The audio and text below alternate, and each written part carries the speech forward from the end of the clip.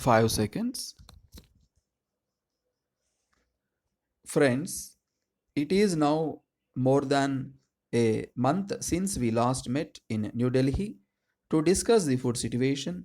The food position has continued to cause the deepest concern to all of us, and that is why I wish to speak to you again on the subject. I do not want to go into the statistical or economic explanations of the causes underlying the present crisis.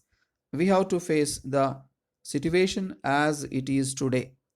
The shortage of food grains has caused serious problems, and whatever may be the reason, the government have to increase the supplies to the people as an immediate measure. The government have no alternative but to import cereals from abroad and as quickly as possible. Despite the fact that we are short of foreign exchange, we are doing everything possible to import food grains in the shortest possible time. It is regrettable that the wheat crop last year was poor and we are in short supply of wheat also. But under the aid program of the United States, supplies have been stepped up substantially.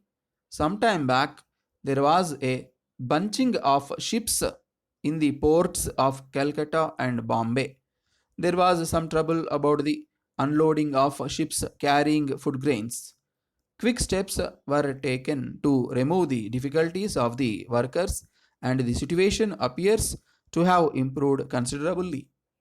At present, there are not many waiting ships carrying food grains.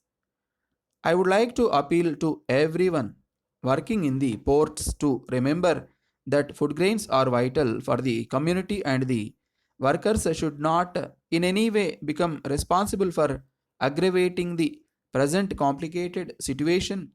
It has been decided to divert ships to different ports in the coming months so that there is the minimum of delay and the delivery of grains to different states becomes easier and quicker. The railways have also been advised to give top priority to the movement of food grains. Already, the quota of wagons has been stepped up, even doubled in many instances. As the tempo of movement from the ports quickens, the ships will also arrive more promptly. I feel that the impact of larger imports will begin to be felt by the end of this month. In between, it is essential that our own domestic production should reach consumers all over the country with the minimum of interference. The restrictions which exist on movement from state to state have to be operated without undue partiality to the needs of surplus states. All the stocks of food grains are not in the hands of the governments, central or state. Large quantities are in the hand of the trade. This is natural. What is wrong is that traders with stocks should conceal them rather than bring them out into the market. The state governments have been taking action to bring out the concealed stocks. Personally, I would be happy if these stocks were freely marketed by the trade itself. But the traders have not left us much room for hope. Possibly, they fear that once they bring out the stocks, they will expose themselves and have to suffer penalties. They are surely liable to penalties. But in the special situation existing today, I would go to the extent of suggesting to you not to take any penal action against such traders.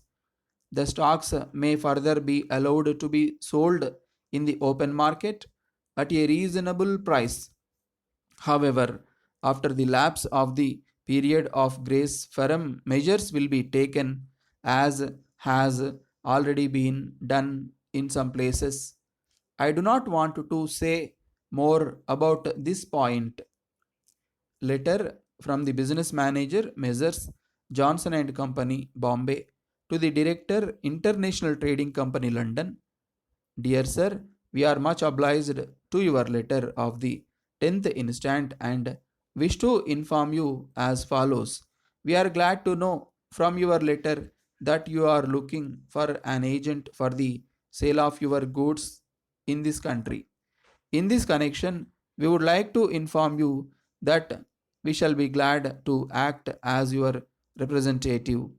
This is, of course, subject to a satisfactory contract that will be drawn up between us in due course.